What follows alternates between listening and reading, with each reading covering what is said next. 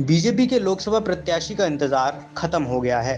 ठाकुर विश्वदीप सिंह को भारतीय जनता पार्टी ने लोकसभा प्रत्याशी बनाया है। ठाकुर विश्वदीप सिंह राजनीति में कोई नया चेहरा नहीं है। उन्होंने 2014 में बहुजन समाज पार्टी से लोकसभा का चुनाव लड़ा है और वह हार गए और तीसरे नंबर पर आए थे। ठाकुर विश्वदीप सिंह की बात करें तो उनका परिवार राजनीतिक परिवार रहा है। उनके पिता ब्रजराज सिंह 1957 से 1962 तक फिरोजाबाद लोकसभा सीट से सांसद रह चुके हैं। वहीं उनकी मां भी 3 बार जलेसर लोकसभा सीट से चुनाव लड़ चुकी हैं, लेकिन उन्हें हार का सामना करना पड़ा। विश्वदीप सिंह की शिक्षा की बात करें तो उन्होंने एमएससी केमिस्ट्री से आगरा विश्वविद्यालय से टॉप किया है और पढ़ाई करने के बाद उन्होंने शिक्षा क्षेत्र में आगे कदम बढ़ाया।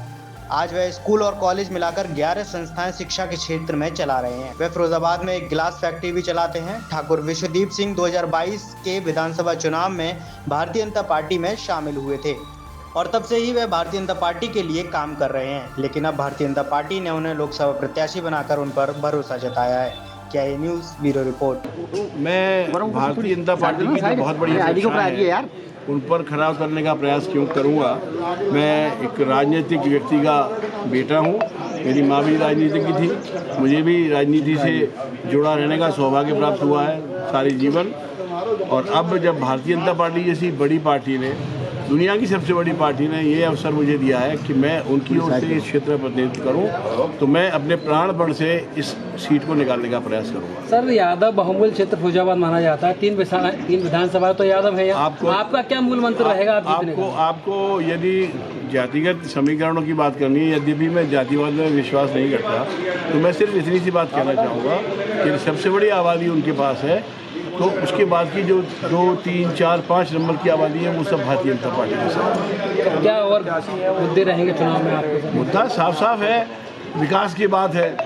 आप मुझे एक बात देखिए, आज कौन सा गांव ऐसा है जहां पर सड़क से नहीं पहुंच सकते आप? कौन सा व्यक्ति ऐसा है जिसके हाथ में मोबाइल नहीं है?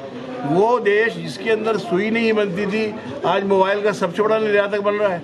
आपको मालूम है दुनिया में जितने एप्पल के फ़ोन बनते हैं उनमें 47 एप्पल के फ़ोन हिंदुस्तान में बनते हैं। तो इससे बड़ा मुद्दा और क्या हो सकता है? और फिर भारतीय जनता पार्टी जैसी पार्टी का बैनर, मुझे लगता है कि मेरी मेहनत और मोदी जी का नाम पर्याप्त है इस क्षेत्र में भारतीय जनता पार्टी के लिए ये सीट निकालने के लिए। समाजवादी पार्टी ये लगातार कहती आ रही है कि भारतीय जनता पार्टी की जमानत जब्त हो जाएगी। जी सर, क्या कहना चाहेंगे ऐसे लोगों को?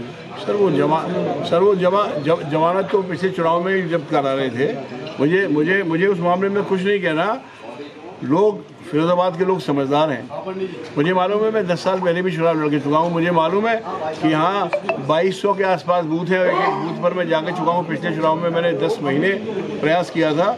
जितना अक्षय जी एमपी रहने से पहले और एमपी रहने के बाद भी नहीं घूमे होंगे, उससे ज़्यादा क्षेत्र मेरा घूमा हुआ है। बहुजन समाज पार्टी से आप लड़े? मैं बहुजन समाज पार्टी से लड़ा था तब और अब।